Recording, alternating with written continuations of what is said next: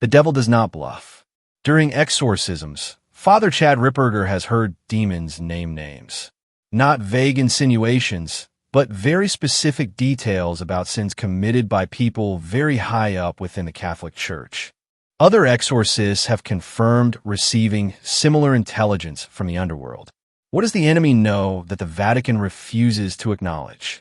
Ripperger, a Thomas philosopher with master's degrees from the University of St. Thomas and a PhD from the Pontifical University of the Holy Cross, is not a conspiracy theorist.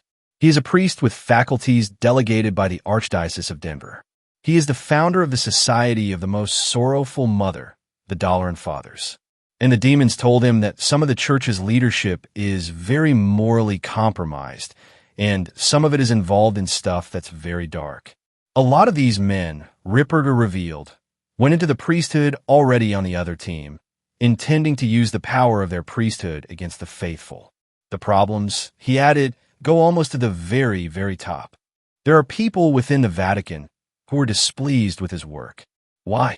Because corrupt leaders do not want an exorcist teaching the faithful to fight the good fight. How did evil reach so high? In the 1930s and 1940s, Satanists, Freemasons, and communists infiltrated the church's structures. By the 1950s and 60s, the fruit was visible: homosexuality within the clergy and the collapse of moral discipline. Because the church is the conduit of grace for the world, this infiltration had catastrophic consequences.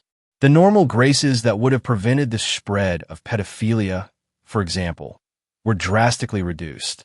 What followed was the greatest crisis of credibility in church history.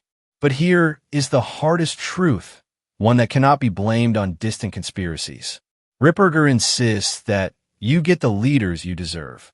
The vast majority of Catholics in the pews, he observed, are living habitual lives of grave sin. A flaccid, worldly laity will inevitably produce a flaccid, worldly hierarchy. The primary path to reform, therefore, is not political maneuvering or canonical appeals. It is personal holiness. We must merit the leaders we need by becoming the saints God demands. So what is the solution? Not a new liturgy, not a new synod. Ripperger is clear. The Blessed Virgin Mary is the one that's going to, I think, convert them in the end. The main prayer he offers for corrupt church leaders is not a complicated novena, but the Hail Mary. She is the Mother of God. She has crushed the head of the serpent, and she alone has the power to break the strongest chains, even those wrapped around princes of the church. Every Catholic faces a choice. We can obsess over liturgical rubrics while living double lives.